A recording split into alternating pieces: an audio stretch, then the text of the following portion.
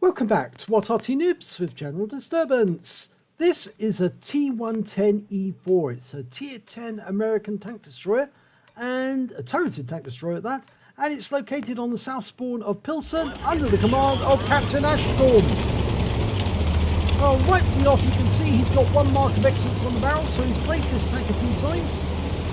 And what's so special about the T110E4? Well, unlike the T110E3, which it shares its main gun with, the T7E2 155mm gun capable of 750 alpha, it's actually a turreted tank destroyer. The E3 is a fixed gun. This one, the turret moves 90 degrees to either side, but it won't turn the whole way round. Now, the armour on this vehicle is really heavy at the front, and in fact it's akin to the T110E5, the heavy tank, in its frontal armour, but at the sides and the rear it's very, very weak indeed. In fact, that's where you have to attack if you want to take out an E4, because those are the weak spots. So you want to keep your front to the enemy if you're in an E4, and that's what Captain Ashstorm's doing. And he's using this T10 as a shield at the moment whilst he tries to engage the enemy across the way. There's a 50 TP, ricochets off that one, but he bounces around from the 50 TP. Now the T10's realised the situation, and I think he's going to allow Captain Ashstorm to take the lead on that corner. So he's got the 155mm gun, capable of doing, well, huge amounts of damage, half the hit points of that enemy tank in just one shot.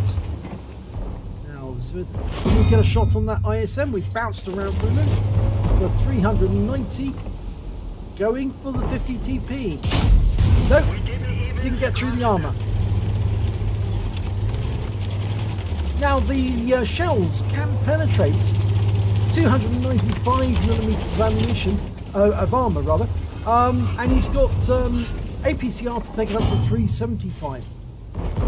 But he needs to hit the right spot, and again he's missed it.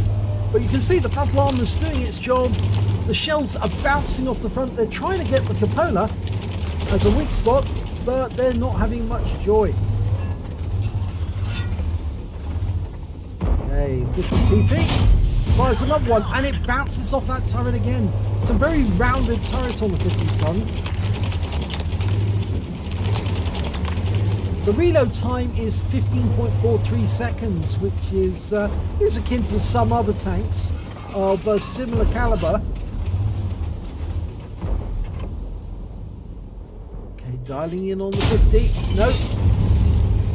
I recall that the 60 TP, the Tier 10 Polish tank, has got a 152mm gun, and that also takes about 15 seconds to reload. And it's got about the same damage, 750 alpha. And that one did connect, 405 hit points. He did get it through the roof of that 50 TP. So now, can we do some more damage? 50 TP's pulling back. 405 hit points is a low roll. Remember, this does 750 alpha.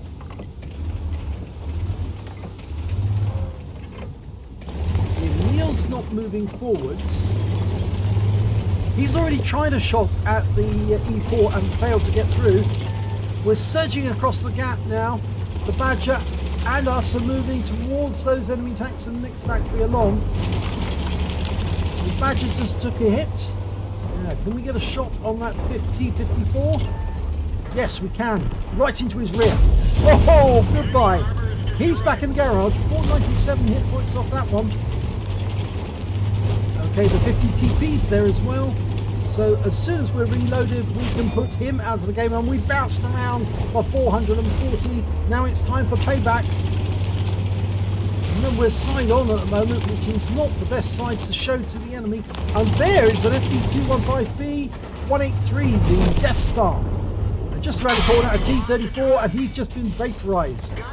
317 hit points. The shell went into his rear, penetrated straight through, and he was out the game. Now we're going to get that Death Star. Well, we can get him with one shot. Just reloading, ready to go. Come around the corner, and he's gone. So that's 3 kills but we got tracked by the Death Star's 183. Okay, we're ready to go.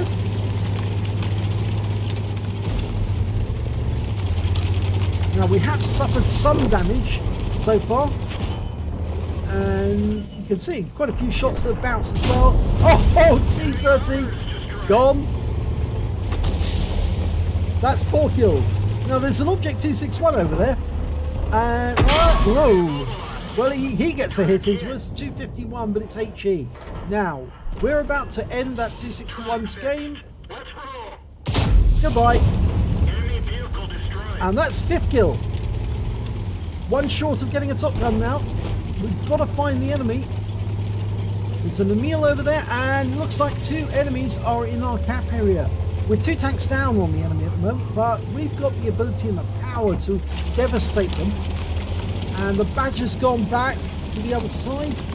We're hastily driving through the gap because obviously, as I said, the sides of this vehicle are the weak spots. There's the strip. Oh no, went through the field of fire too quickly. And Captain Ashlon was very wise not to take the shot, because if he had taken the shot, he would have been waiting another 15 seconds. And he's only got a limited amount of ammunition. He's got 16 rounds left, and he needs to destroy 6 enemy tanks. Okay, Badger is engaging somebody who's just around the corner. We're going to go through the factory. I think it's somebody, a Patton, M46 Patton, over in the corner. And I doubt that Patton's got the power to penetrate us. There's a Carnarvon. Say goodbye, Carnarvon. That's it. 708 hit points. He's out the game. And that's a Top Gun. Now, we did take a round from behind. I'm not sure who did that. Oh, it was the Carnarvon. It was the Patton who fired one at us, but he only got 8 hit points out of us. And there's a Pantera over there. Right, we've still got the possibility of getting a Radley Walters. We've got to get another 2 kills. That Pantera is very low on hit points. Now, if we can get to him in time, the Badger has got only 1 kill. And he's also in platoon with us, but so is the GWE100, and he's dead. So we've got no chance of getting a Brothers in Arms, but every chance of getting a Radley's.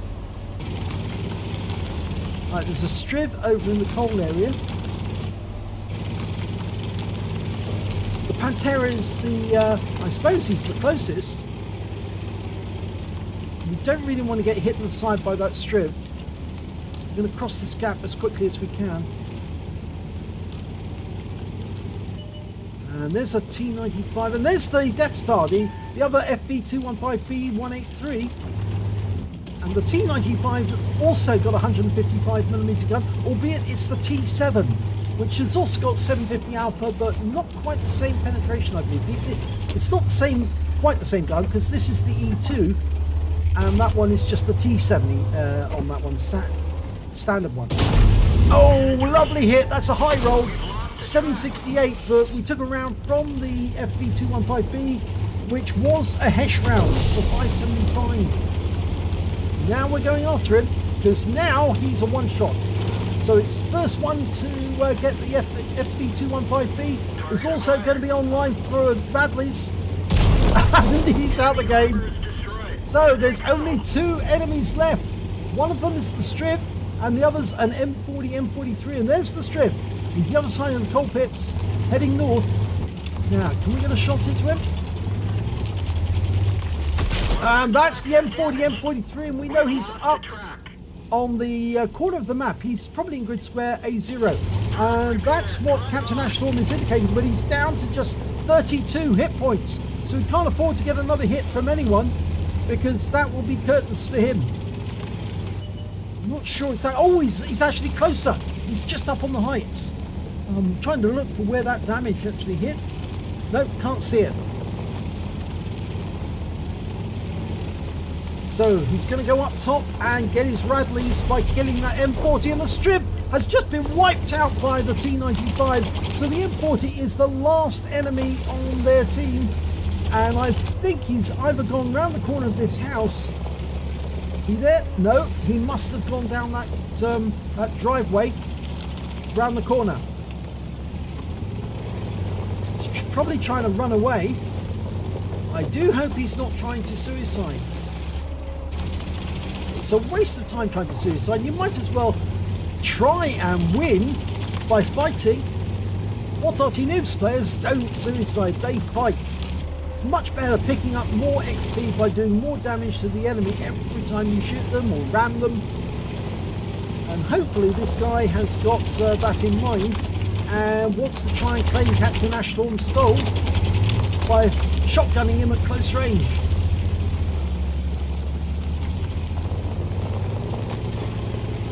Now where is he?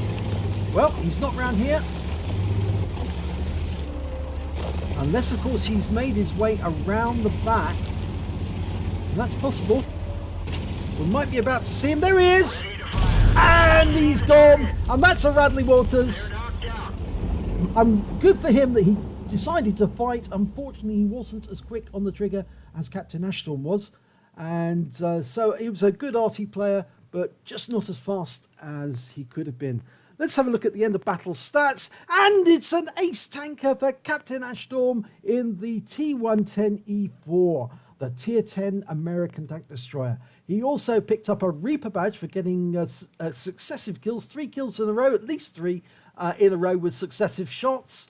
He picked up a Pascucci's medal for getting at least 2 enemy SPGs in the game. In fact, it was the M40 and the Object 261. There were only 2. He got a Radley Walters medal for getting at least 8 kills, a Steel Wall for surviving the battle, having blocked the most damage by the enemy, at least 11 shots and surviving the battle, and a Top Gun for getting at least 6 kills in the game. And in fact, actually, there's so much in the way of results, you have to scroll the page to see them all. It's that bad. Well, that good. Anyway, the win 8 for that game was 4,875 super income standard. So let's have a look at the team score.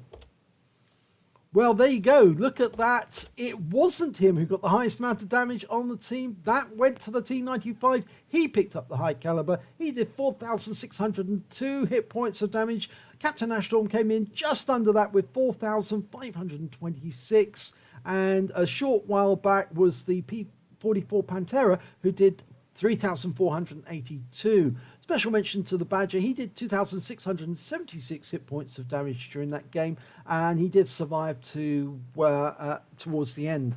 When it came to kills, it was Captain Ashtorm who by far got the highest amount. He got 4 times more than any other person managed to get. He got 8 kills. The T95 managed to, the Pantera managed to, and one of the Death Stars on the enemy team managed to. And when it came to base XP, again, Captain Ashtorm got the top, 1,164 base experience points. Then came the T95 with 1,141. And lastly, the Badger with 807 base experience points. And a special mention, actually, should go to that Lorraine 15551. He managed to stay alive, even though the enemy went through the entire rear end or the entire south end of the map, but they never found him. I think he repositioned himself well enough to avoid getting killed. So let's have a look at detail report. Well, Captain Ashtorm fired 15 rounds in that battle. He got 13 direct hits and 9 penetration. Splash damage on 1 as well. Did damage of 4,526 hit points, all of it at close range. He received 14 hits from the enemy. 2 of them were penetrations, 10 non-penetrations, but 6 were also the result of splash damage, and one of those included the Hesh round from the Death Star, which actually exploded very close to him and splash damaged him, but it didn't do the full effect. If it had actually done the full effect, he would have been out the game at that point. He blocked damage of 3,890 hit points. He spotted 1 enemy vehicle, damaged 9 of the enemy, killed 8 of them, and did damage assistance of 192 hit points. On a premium account, he earned 55,613 credits, got 27,806 from personal reserve, and 36,149 for completing the mission and events, so his total came to 119,568 credits. After repair, ammunition resupply, and consumables, and he did use premium consumables, Coca-Cola, he actually ended up with only 55,294 credits, but it was still an extremely good game, and well worthy of a replay, especially the fact that he got a Radley's in such a slow vehicle, driving around the map, taking them out one by one. He picked up 15 awards for all the medals he managed to get. It was a bucket full of medals, it certainly was.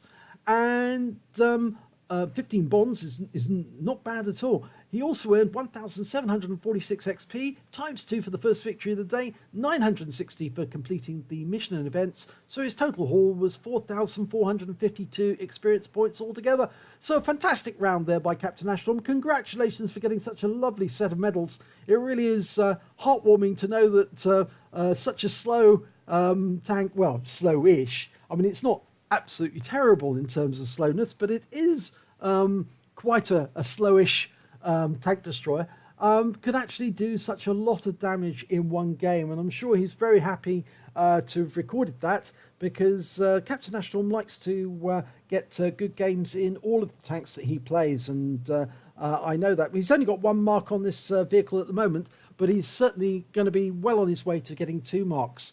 So if you enjoyed that replay, please give it a like and do subscribe to our channel, and hopefully it'll be your replay that I'll be featuring in the next video.